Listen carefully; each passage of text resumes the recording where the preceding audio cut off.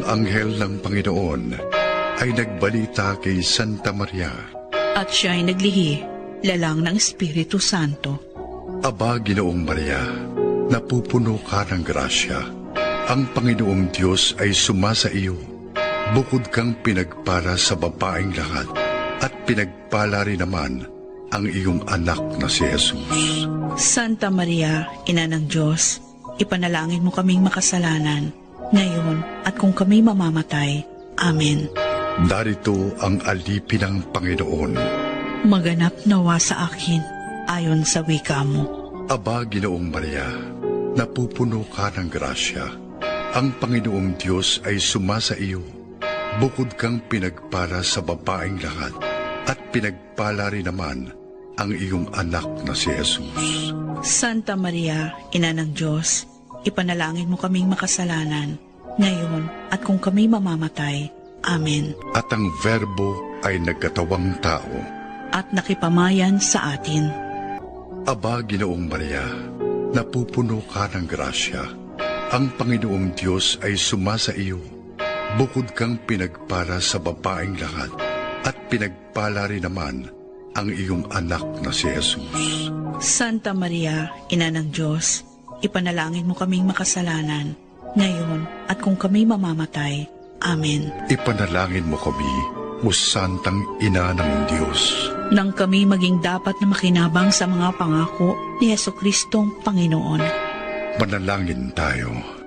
Panginoon aming Diyos, kasihan mo nawa ang aming mga kaluluwa ng iyong mahal na grasya, at yayamang dahilan sa pamamalita ng anghel ay nakilala namin ang pagkakatawang tao ni Jesucristong anak mo, pakundangan sa mahal niyang pagpapakasakit at pagkamatay sa krus, ay papakinabangin mo kami sa kanyang pagkabuhay na maguli sa kaluwalhatian sa langit, alang-alang kay Jesucristo ring Panginoon namin. Amen. Luwalhati sa Ama, at sa Anak, at sa Espiritu Santo. Kapara noong sa unang-una, ngayon at kailanman, at magpasawalang hanggan. Amen. Amen.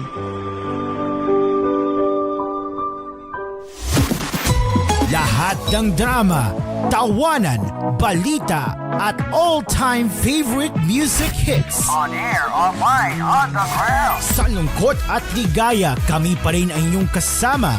We're the place where you truly belong.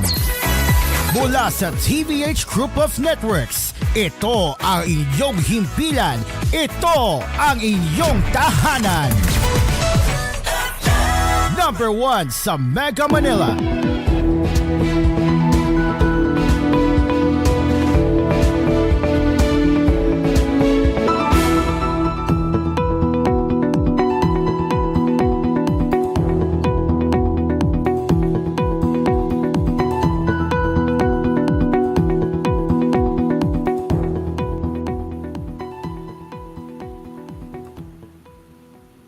Good afternoon, Luzon, Visayas, and Mindanao. This is koolNews at noon. I am Cairo, and we are live on TJO and Cool FM and News Radio 93.1 in bringing the stories that care for you and the entire nation.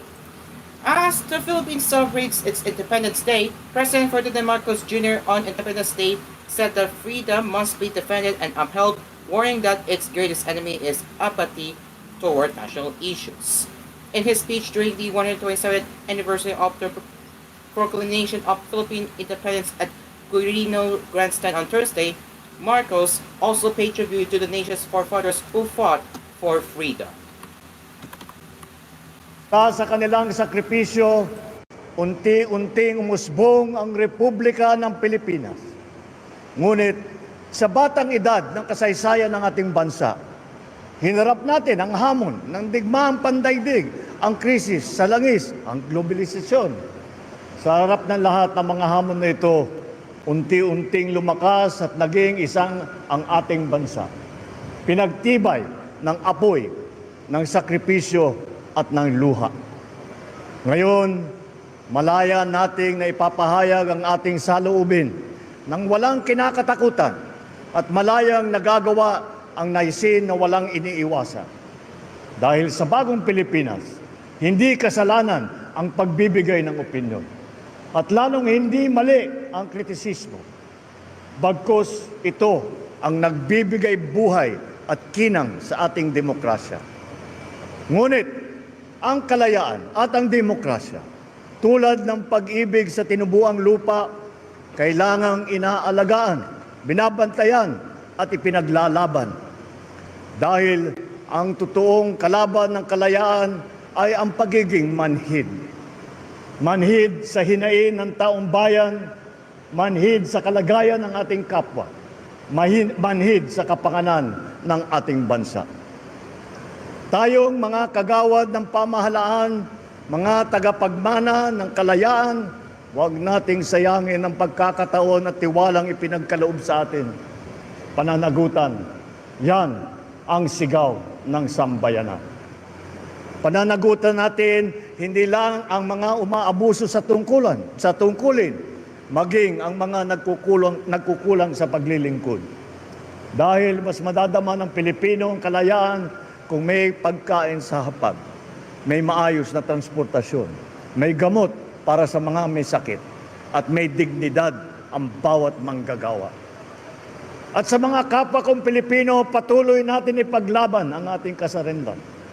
Huwag natin kakalimutan na ang kalayaan ay hindi ibinibigay. If we look at what is happening around the world today, freedom is fleeting. Fake news, misinformation, herd mentality can erase our way of life, our culture, our value system that we hold so dear. Ang mga kasinungalingan walang hangganan, mga balitang walang katotohanan at maling impormasyon, ito ang mga salot sa ating kalayaan. Nakakalungkot din na may ilan din sa ating mga kababayan ay pinipilit ang maling paniniwala para sa interes ng iba at hindi para sa kapakanan ng ating mga kababayan Pilipino. Maging mapanuri tayo lagi. Alamin natin ang totoo. Labanan ang mga kasinungalingan. Piliin natin maging tapat kahit walang nakakakita. Piliin natin na manindigan, lalo na kung may nagkakamali. Piliin natin ang pagkakaisa sa gitna ng pagkakaiba. Let us honor this day not just by remembering the sacrifices of our forefathers. We must live with the same courage and love of country. For freedom is not just something that we inherit, but a right that we must protect every single day.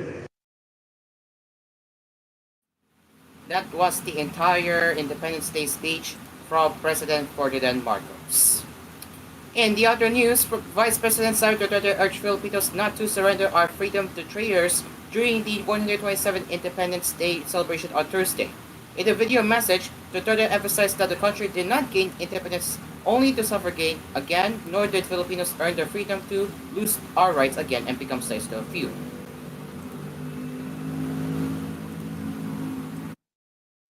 Mga kababayan, ang tinatamasa nating kalayaan ngayon ay bunga ng tunay at wagas na pagmamahal ng mga bayaning Pilipino sa ating bansa at ang magiting nilang paninindigan laban sa pang-aalipin ng mga dayuhan. Sa kanilang mga sakripisyo at pagbubuwis ng buhay ay natamasa natin ang kalayaan at namuhay tayo bilang bansang isinusulong ang sariling adhikain, interes o pangarap. Ang araw ng kalayaan ay pagkakataon hindi lamang upang ipagdiwang ang ating kalayaan, kundi upang paalalahanan din tayo sa ating tungkulin na bantayan, pangalagaan at ipagtanggol ito sa lahat ng panahon. Paglapastangan sa alaala ng ating mga bayani ang pagyakap sa kultura ng pagkaalipin. Paglapastangan sa diwa ng kalayaan ang pagsasawalang bahala sa paghihirap ng maraming pamilyang Pilipino at ang paglabag sa mga karapatan at sa batas. Kabilang sa mga hamon sa ating kalayaan ay ang pagmamalabis at katiwalian sa gobyerno, laganap na droga, problema sa edukasyon, kahirapan at gutom. Hindi tayo lumaya para masadlak lamang sa pagdurusa ang ating bansa. Hindi tayo lumaya para muling mawalan ng karapatan at maging alipin ng iilan. Ipinagmalaki natin sa mundo ang kalayaan ng mga Pilipino. Huwag nating isuko ang kalayaang ito sa mga taksil at walang malasakit sa ating mamamayan at sa ating bayan. Patuloy nating ipagtanggol ang ating kalayaan at kinabukasan mula sa mga mapang-alipin. Ang lahat ng ginagawa natin ay para sa Diyos, sa bayan at sa bawat pamilyang Pilipino. Also, meanwhile, Senate President Francis Escudero on Thursday said the House of Representatives must respect the impeachment court's orders following concerns raised by Speaker Martin Romualdez over the Senate's move to return the articles of impeachment against Vice President Sara Duterte to the lower chamber. Escudero to reporters when asked about Romualdez's remarks. That is the decision of the impeachment court. As prosecutors, they should respect and follow that. The same goes for Vice President Sara. She should respect and follow the summons issued by the impeachment court. Earlier, Escudero emphasized that the House has no authority to defy the Senate impeachment court's orders, underscoring that the Senate and House are not co-equal when it comes to impeachment proceedings. He said the House is in no place to defy the orders of the impeachment court. This is not a BCAM where we need to agree. This is the order of the impeachment court directed to the prosecutor, who is only a party to the case. The party and the court are not equal. And as we are about to take a break, we are gonna get into the weather now, as the low pressure area being monitored inside the Philippine area of responsibility has a high chance of developing into a tropical cyclone within the next 24 hours, according to the Philippine Atmospheric, Geophysical and Astronomical Services Administration, or PACASA. In its Thursday morning bulletin, PACASA weather specialist Grace Castañeda said that as of 3 a.m., the low pressure area was last located 235 kilometers east of Calayan, Cagayan. It has a high chance of becoming a tropical cyclone within the next 24 hours, and it is moving upwards or north-northwest. And we are also seeing that its movement is becoming faster, Castañeda said. Due to this, there is a possibility that when it becomes a full-fledged tropical cyclone, it will be close to the Taiwan area, and there is also a possibility that its stay will be short or will dissipate within less than 48 hours, she added. The LPA or the low pressure area is expected to bring rates to parts of extreme northern Luzon this Thursday. Castañeda also said the southwest monsoon, locally known as the Habagat, is forecast to continue bringing rain to most parts of Luzon, the Visayas, and the western portion of Mindanao. So a reminder to our countrymen when we go out, especially those who will be participating in the celebrations for Independence Day, let's not forget our protection from these rains and also continue to be careful and alert to the threat of floods and landslides, she added. Meanwhile, the tropical storm outside the Philippine area of responsibility, internationally named Wotip, was last located 1,025 kilometers west of northern Luzon. It continues to move away from the Philippine area of responsibility and it no longer has any direct effect of any part of the country, Castañeda said.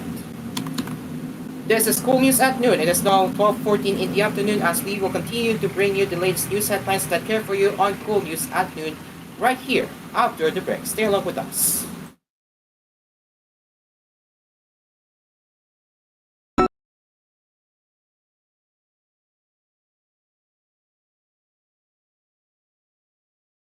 This koolNews edition was brought to you by Ladies' Choice Chicken and Ham Spread and Unique Toothpaste, Maxalaga with maximum fluoride protection, manufactured by ACS Manufacturing Corporation, ISO certified world-class quality. ACS.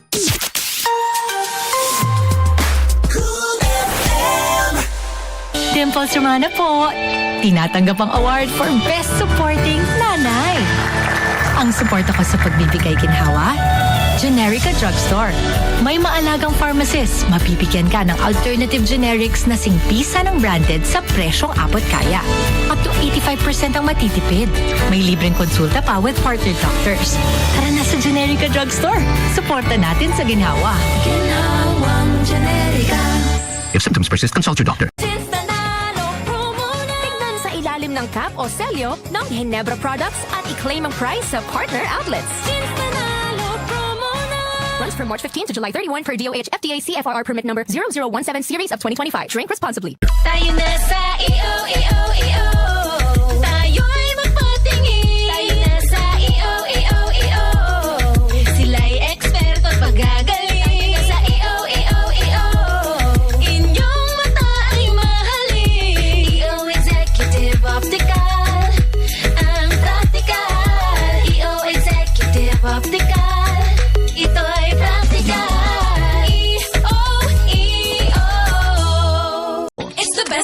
today.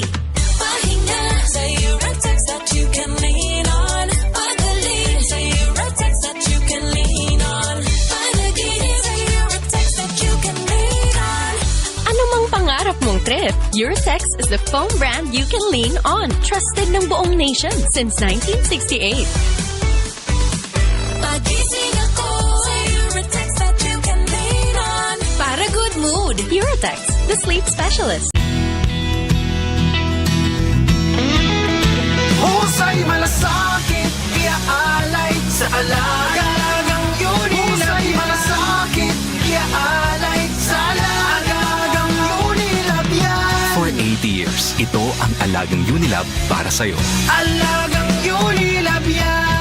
Miss, pabili ng Farex B? ha? Ayaw ko ng iba. Buong Pilipinas ay far excited! Hindi nagpapahinto sa ngalay, tusok, manhid sa tulong ng Farex Vitamin B1, B6, B12 with proper diet and healthy lifestyle. If symptoms persist, consult your doctor. Trust. It's a bond that is nurtured for years, from generation to generation. At Asphere, our greatest accomplishment is earning the trust of millions of satisfied users in the Philippines alone. Making life cool and comfortable for over 100 years now. Aspire, the air conditioning expert. Tried, tested, trusted by an asparagus. Asphere's Aircon. Tried, tested, trusted by an asparagus. Big time hotdog, mas pinasarap, mas pinamiti. Versus previous formulation. Big time hotdog. Mas pinasarap, mas pinamiti. Mas marami na ang bibili. Pipilahan ang paninda. Mapa-hot silog, on stick o sandwich pa. Sa Big Time, big sa lasa, big sa kita. Big time hotdog, mas pinasarap, mas pinamiti. Big time hotdog. Big sa lasa, big sa kita. Big Time! CDO. Araw-araw, MX3 para MX-Traordinary. With alpha, beta, gamma, nasang kap nito. Tunay, original at natural na suplemento. With MX3, so coffee and tea. With MX3, it's for you and me. With MX3, dito ako believe. Mahalagang paalala, ang MX3 capsule ay hindi gamot at hindi dapat gamiting panggamot sa anumang uri ng sakit. MX3 Natural Supplements. Verified with alpha, beta, and gamma mangosteen. MX3. Tunay, natural, at original. October 3, 2022. Radio commentator, vlogger, and administration critic Percival Mabasa or Percy Lapid was gunned down near his home in Parañaque City. Gunmen surrendered while mastermind former VOC Chief Jel Bantag is still on the loose.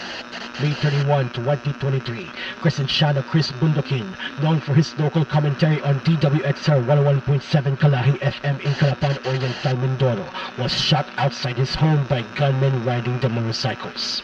November 5, 2023, an assailant broke into the roof of Juan Humalon or DJ Johnny Walker of 94.7 Gold FM Colanda, Misamis Occidental, shot him twice and even stole his necklace. Since 1986, 199 journalists have been brutally murdered in the Philippines. Their voices may have been silenced, but truth can never be distorted. A message from TVH Group of Networks.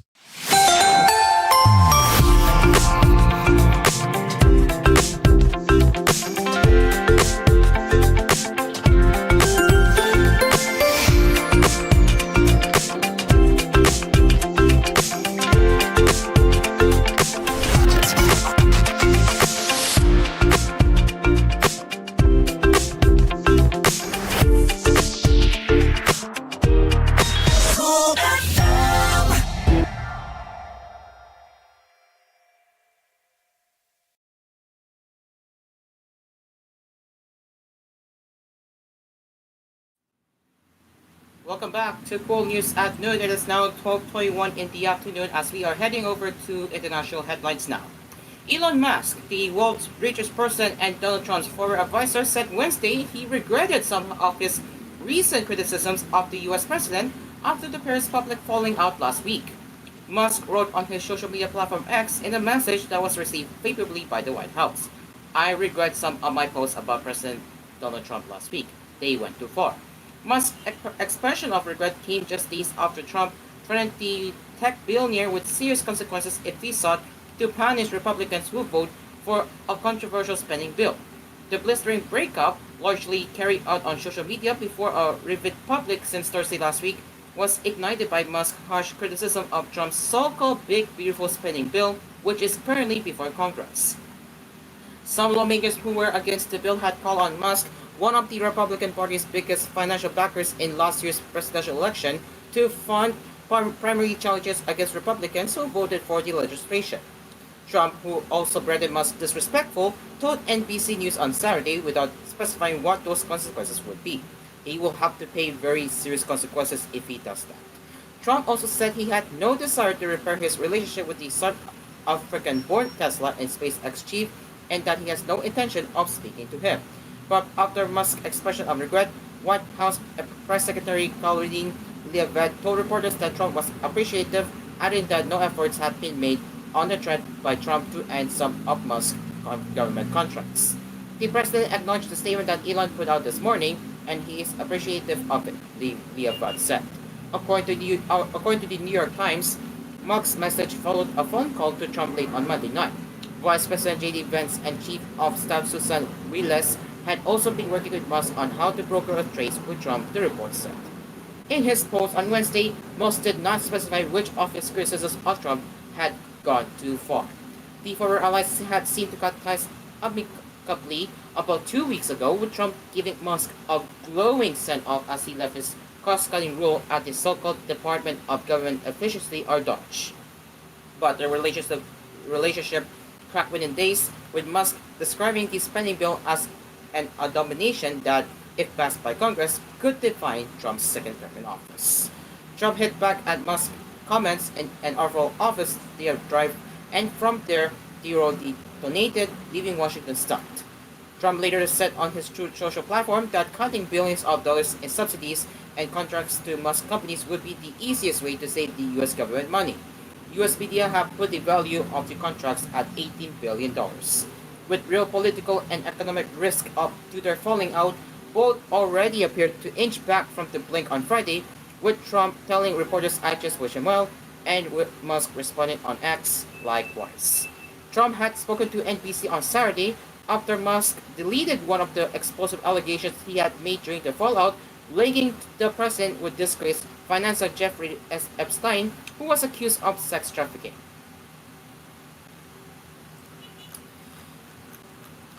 Entertainment giants Disney and Universal filed a copyright infringement lawsuit Wednesday against AI company Midjourney, calling the image generator a bottomless pit of plagiarism.